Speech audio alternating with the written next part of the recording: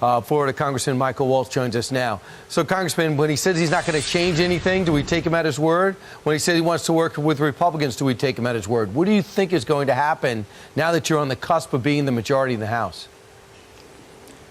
Well, Brian, 70% of America says the country is heading in the wrong direction.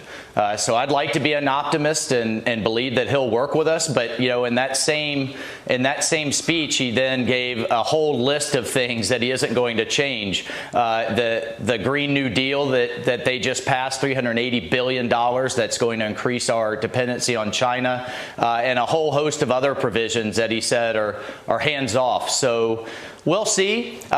Look, you know, Brian, near and dear to my heart's Afghanistan and the debacle that is, the people that are still left behind, that we're still trying to get out. And I hope that he will work with us on, one, making sure that never happens again. But number two, we need to have some accountability and some answers for those 13 Gold Star families that have been asking questions and getting radio silence back from this administration. And now we have the chairman of the Joint Chiefs of Staff saying it's time to have talks, Mark Milley, when it comes to Ukraine and Russia, even though they're the invaders. And number two is we have blown up a relationship with Saudi Arabia and Iran. I mean, does he look to recalibrate his foreign policy, Michael? Well, look, I think the Iran deal is dead. I hope that we'll go back to a maximum pressure campaign. The only thing the regime cares about is clearly not its own people, that as it's shooting schoolgirls, in the street, is they care about their wallet. And we need to go back to that maximum pressure. We need to embrace Israel as our greatest ally.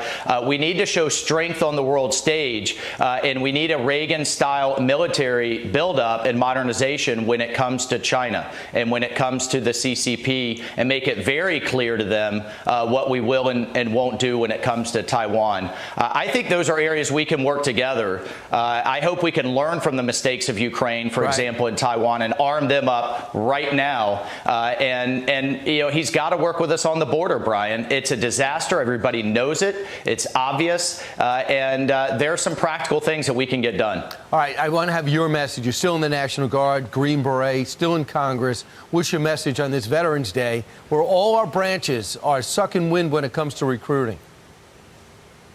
Yeah, well, you know, my message to the veterans out there is to keep serving. You're not done because you went to combat and survived. Your community needs you. America needs you. I'm thrilled that so many veterans are running for office at every level because, Brian, in the foxhole, nobody cares about race, religion, socioeconomic background. It's about mission. It's about moving the ball for this country and taking care of the men and women to your left and your right. We need more of that ethos in Washington and throughout the country. And veterans out there, look, we are going to fix a lot of this nonsense that's going on in the Pentagon in terms of this wokeness. Good. So encourage young people to step up and serve. We can't keep our republic free and open as it is in the world, led by the United States of America, if we don't have people volunteering to serve. Absolutely. Congressman Mike Waltz, thanks for your service on this Veterans Day, especially. Always great to hear from you.